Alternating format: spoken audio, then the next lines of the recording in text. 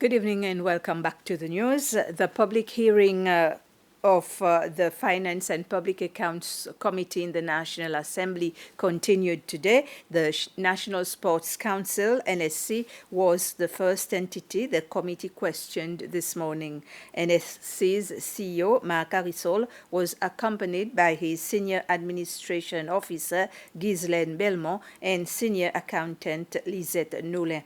It was the MNA for Pointe-la-Rue, Conrad Gabriel, who led the questioning session for NSC.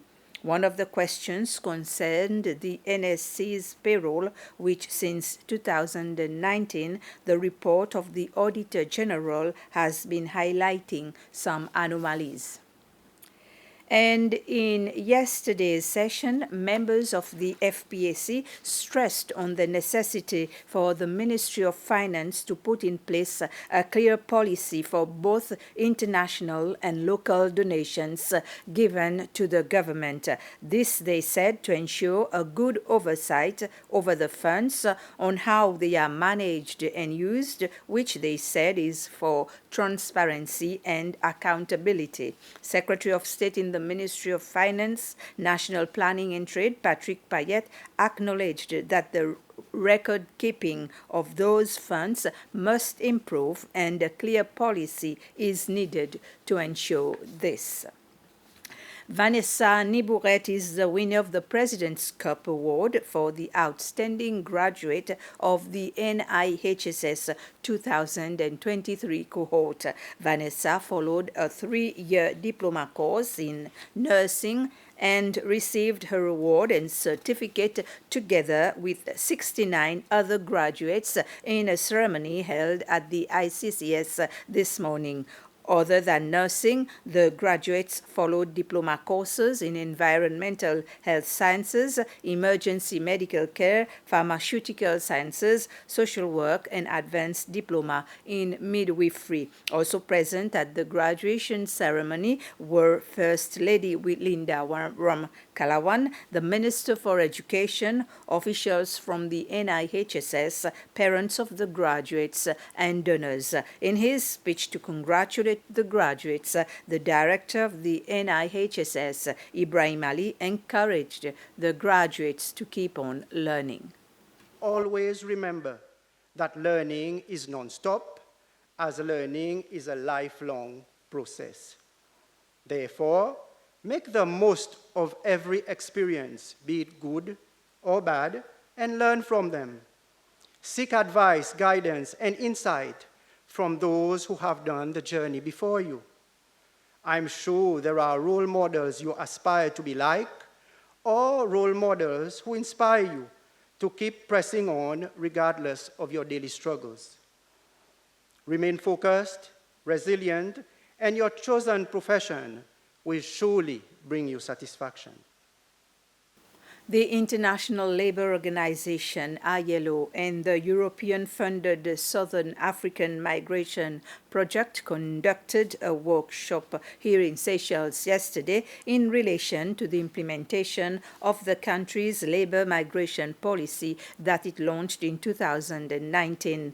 The implementation the Chief Technical Officer of the European-funded Southern African Migration Project, Dr. Gloria Moreno Fontes Chamate, said the workshop is for them to put in place policies and strategies to address the skill gaps in organizations to secure economic opportunities for both job seekers and businesses. In the case of this workshop, we are here to support the country in the formulation and, if possible, also validation of a skills mobility framework for Seychelles. The country adopted in 2019 a national labor migration policy and with an action plan.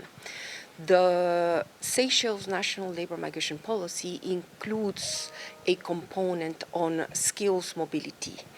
And the framework that we are working in, that we would like to validate today, is a framework that is supporting the work on addressing skills mismatch in the Seychelles. So the framework includes work on skills anticipation, how to identify labor shortages in different economic sectors and occupations in the country.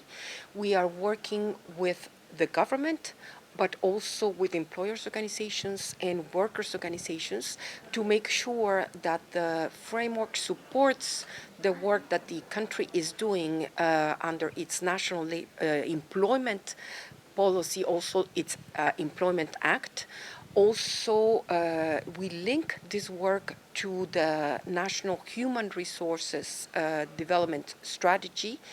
And this work is to be able to identify what are the skills, supply, and demand needs that need to be addressed to better support the development of the Seychelles economy. The expectation is to finalize this Seychelles Skills Mobility Framework and validate it. The National Choir will host a show on Saturday, May the 18th at State House to help raise funds for its participation in the 17th edition of the China International Chorus Festival. The festival is held every 2 years in China. The National Choir has participated in several China International Choral Festival before. In 2020, for the 15th edition, the National Choir came out victorious in the first class honor category of the competition. Planning, we are leaving on the 14th or 13th, depend on the flight. So, and then we can arrive on time because the festival will start from 15th of July till 19th of July. This time we are going with 28 singers and include our percussionist and piano accompanist, myself, and photographer. So 31 altogether. To the festival include everything, conference, workshops, competitions, cultural exchange all over the world they include. We've come to the end of this news summary. Thank you for watching.